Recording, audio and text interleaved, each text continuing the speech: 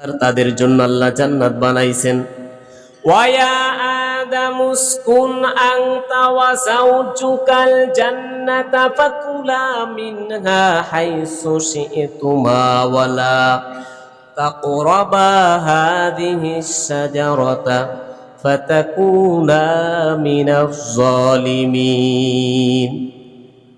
আল্লাহ রাব্বুল আলামিন হযরত আদম আলাইহিস সালাম এবং বিবি হাওয়া আলাইহিস সালামকে বললেন, হে আদম, তোমার স্ত্রীকে নিয়ে তুমি জান্নাতে বসবাস করো, তোমার জন্য সুন্দর একটা ঘর বানাইলাম, যাও নিজের স্ত্রীকে নিয়ে সুন্দর সুন্দর ফল ফলাদি খাও, তোমার যা মন চায় তা তুমি ভক্ষণ করতে পারো, খবরদার ওই নিকটে যাবা না, ওই গাছের নিকট যাবা না।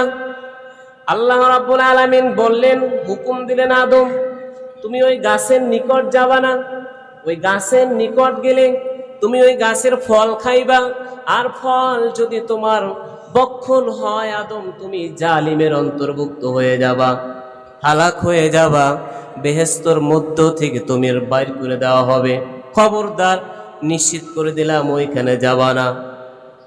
আল্লাহ রাব্বুল আলামিন হুকুম করলেন, আদম ওইখানে যাবা না, এবং শয়তানের ফেতনায় পড়ে আদম সেই ওইখানে গেলেন, গন্ধম ফল খাইলেন। আল্লাহ রাব্বুল আলামিন জান্নাত থেকে বাইর করে দিলেন। কাঁদতে কাঁদতে চোখের পানি ফেলতে ফেলতে চোখের গোনায় কালো দাগ হয়ে গেছে, কোনোভাবে ক্ষমা পায় না।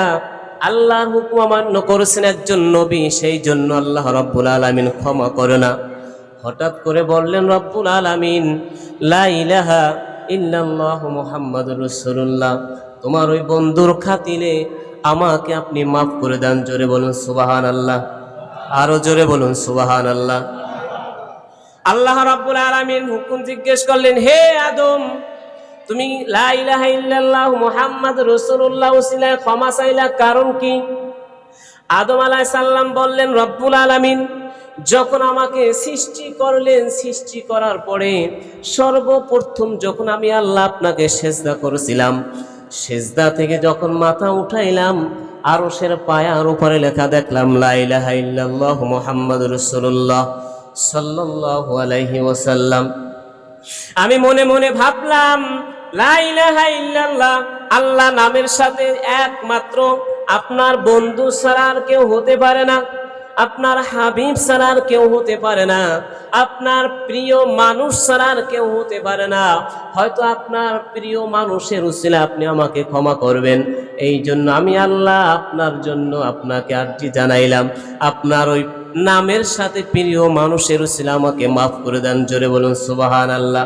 আল্লাহ রাব্বুল আলামিন বললেন, আদম তুমি ঠিকই বলছো, তুমি ঠিক জায়গায় হাত দিছো, ঠিক জায়গায় নজর দিয়েছো, যার জন্য আমি আল্লাহ ওই মুহাম্মদকে সৃষ্টি না করলে আদম তোমাকে সৃষ্টি করতাম না, কুল কায়নাত সৃষ্টি করতাম না। আজকে তোমাকে জান্নাত থেকে বাইর করে দিলাম একটা ভুলের কারণে, আবার ভুলগুলো আমি আল্লাহ ওই নামের উসিলায় ক্ষমা করে দিলাম।